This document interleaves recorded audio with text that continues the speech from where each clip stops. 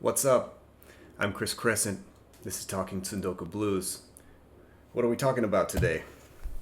We're talking about one of my favorite classic mangas of all time. It's Black Blizzard by Tatsumi Yoshihiro-san. And also, I'm going to be diving into a little bit of A Drifting Life by the same author. So, let's go.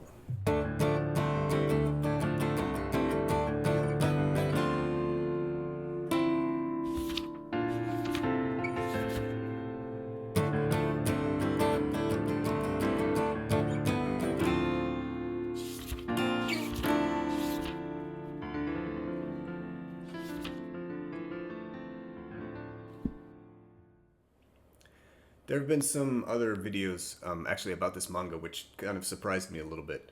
The most notable one was Cartoonist Kayfabe. And I watched that one and I thought, I want to talk about this manga so bad. Maybe I can do something a little different. So if you've watched that video already and you feel like you've had enough, that's fine. But I just really want to talk about it. First of all, I want to talk about the style of Black Blizzard. What is this? This is classic manga, but it's not really manga. It's actually called gekiga. And what does that mean? Geki is drama, ga is picture. So it's kind of a dramatic picture story as opposed to manga. Here you can see on the Wikipedia page there's some of the notable artists. You can see an example of the manga style versus the gekiga style. And manga at this time in the 1950s was generally centered around a few artists, the most prominent of which is Osamu Tezuka. You've probably heard of him. He's incredibly famous. And he was doing a lot of kind of manga for children at the time. And he never really changed his style, very cartoony, Disney-influenced style. He loved Walt Disney's animation, and he wanted to do that kind of style. And later on, he did this series, which is Phoenix, and he did some other ones like the series Buddha, which tells the life story of Siddhartha Gautama. Apollo's Song, which has a lot of kind of erotic nudity and erotic sequences. And of course, one of my favorite Tezuka of all time is Dororo. There's a lot of violence, but there's no real sexual situations necessarily. So Tezuka started out doing manga for kids, and then he kind of moved more into, older, maybe you might say young adult. On Wikipedia, it says that he's listed under gekiga, but I feel like Osamu Tezuka is truly manga. In Japan they call him the god of manga. I don't think he's really gekiga. So what separates? Why is this gekiga and not manga? Well, to start with, it's very masculine. It's very violent. It has noir elements, and these are all the hallmarks of gekiga. They are very much adult oriented. There's generally some kind of intrigue, mystery, kind of a thriller style, I guess. A mysterious murder, star-crossed love, secret identities, a deadly game of chance, two convicts on the lam. And that tells you literally everything you need to know right there. All bound by fate, colliding on one stormy night. Tatsumi-san was influenced by a lot of the movies that he was seeing at the time, crime thrillers and noir pictures like The Third Man, even westerns, and also things like Godzilla and the Japanese cinema that was huge at the time. Both Tezuka and Tatsumi used very cinematic techniques. And in fact, Tatsumi-san learned a lot from Tezuka. Tezuka sort of mentored him when he was very young. He was still a university student. And Tatsumi-san was just like a junior high school going into high school student. And they were hanging out, and Tezuka was mentoring him. So that's really cool. Yoshihiro Tatsumi has said that not only was he influenced by the media and the time that he lived in, the post-war period of Japan, but also he would go combing through the newspapers trying to find any article or some kind of true crime event that he was interested in that would spark an idea, spark some inspiration. And so he was always looking around him to pick up ideas and inspiration. In fact, in his autobiography, his manga autobiography, A Drifting Life, which is a gigantic, wonderful story, he displays very clearly what it was like. He was in elementary school when the war ended in 1945, and what Japan was going through, and all of the movies and music and radio shows, and then the beginning of television, and all of the things that influenced him. This is an absolutely incredible behind-the-scenes look at Tatsumi-san's life, and it's really, really, really good. I can't emphasize enough. If you like Black Blizzard, you can actually see there's a short chapter, but he goes behind the scenes. This chapter right here, The Joy of Creation. And he talks a little bit about how he made Black Blizzard. He, from concept to finishing it, was 20 days. He wrote it and drew it in 20 days. And actually in this one, it's translated as Black Snowstorm, which I thought was interesting. I think that Black Blizzard is a much better title. It has that alliteration, Black Blizzard. It sounds like noir. I think Black Blizzard would actually make a really awesome movie. I hope someday someone would try to actually adapt it, because I think this would be an amazing thriller. Do it in black and white and just do it exactly as the manga is. It would be so awesome. So let's get into Black Blizzard. What's it all about? There's two main characters, and at the beginning we see they are riding on a train. This is Susumu Yamaji. He's a pianist. He's 25 years old, and he is handcuffed to Shinpei Konta, who's 41 years old. And Shinpei Konta is a card shark and an ex-con who is soon to be back in prison. Susumu Yamaji has been accused of murdering someone.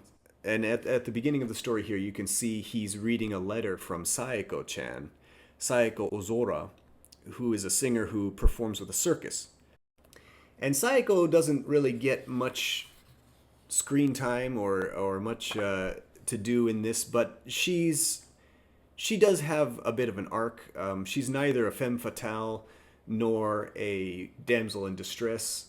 And none of these characters are happy people. They're all lonely. They're all messed up individuals. They all have a lot of pain. Obviously, Susumu and Shinpei riding the train to prison. And they're all very lonely, as we will see throughout these pages. I think the theme of Black Blizzard is time. One of the main themes is time. There are so many points where the story focuses on time, running out of time. What do you do with your time? That's emphasized over and over again. And the story moves so fast. It's such a quick read, but it's so fun. The other theme would be the sacrifices that we make in order to get through life, in order to save someone from their dire situation. The sacrifices Susumu makes for his art, his piano playing, the band, the orchestra that he's in, the sacrifices that he makes trying to rescue Saeko from her dark situation in the circus, and the sacrifices Konta has done, the things that he's done as a criminal to survive, all of the things that Saeko is forced to give up in order to support her livelihood in the circus. For example, here on page 52 and 53, the only way that Saeko was able to come see Susumu is because there's a parade. The circus is giving a parade for advertising, and she slips away and she's able to return his book of music to him.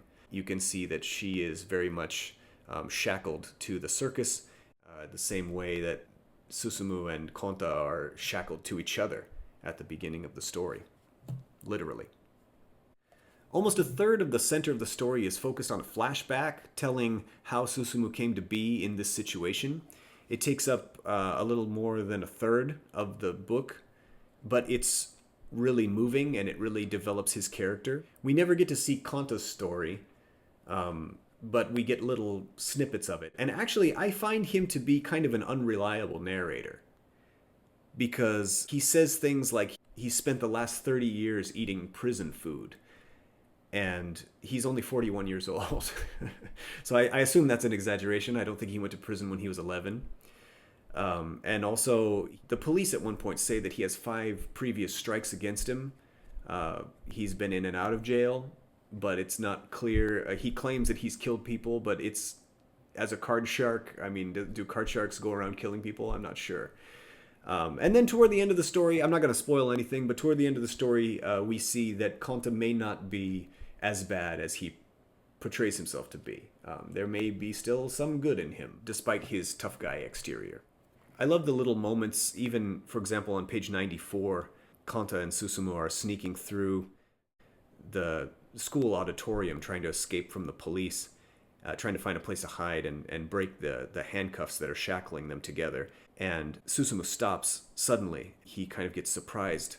"What's the matter?" Kanta asks.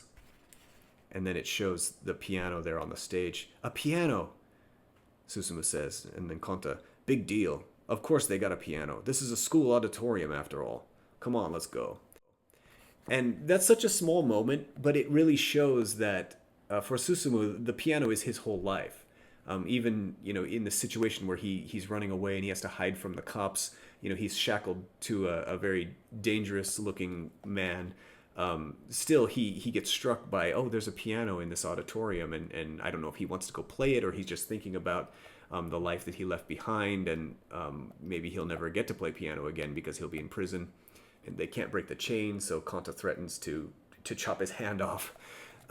And so, all of these thoughts are summarized very briefly in this little moment, and I just absolutely love that. There's also, despite the fact that there's only a few characters, each character has a very important role to play. For example, at the end of the story, again, I'm not going to spoil anything, but there's a denouement, which is the detective. There's a detective that comes in, and he sort of comes in the classic mystery book fashion, and he explains the details that you may not have picked up on, and there's some twists. He himself showing up is a bit of a twist, but yeah, I'm not going to spoil anything for you. But I like the fact that it has that kind of classic mystery feel. Usually I like an ambiguous ending. I don't necessarily want everything tied up in a nice little bow. I like to think for myself what's going on. But at the same time, this is such a nice noir mystery style, and I think it's cool that he ties up like literally every loose end at the end in ways that you may not expect. Or you may be able to predict the ending, the twist, if you're paying attention. But I just read it really quickly, and I was like, oh, that's really clever. And I was pretty surprised by how everything was just wrapped up so neatly and perfectly.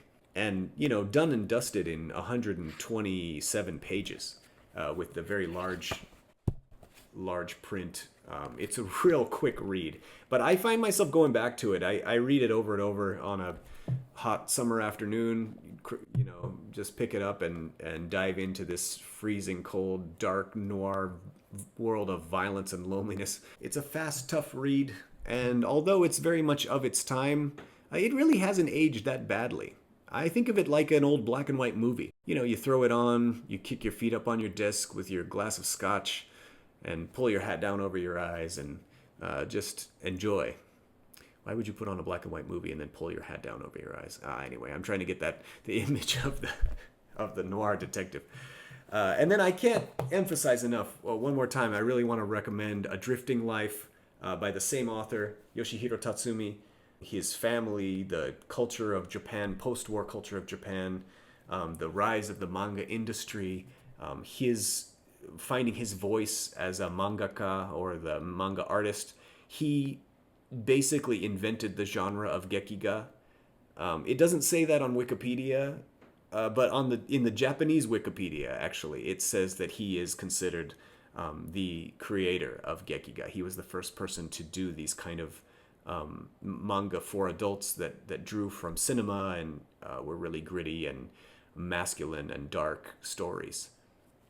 So he's got other stuff, all published by Drawn and Quarterly Press. There's The Pushman and other stories, and there's a few others. I just have these two. But I wanted to do a little video about Black Blizzard because I was reading it again this summer, and I thought, damn, that's a good story.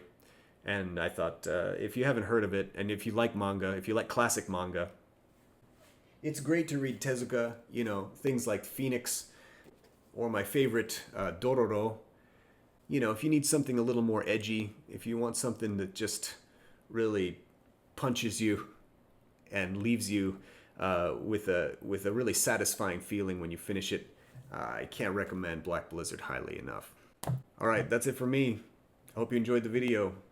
Please leave a comment if you like the video, if you like Yoshihiro Tatsumi-san, if you like Black Blizzard, if you like Osamu Tezuka, if you're interested in classic manga, if you hate classic manga.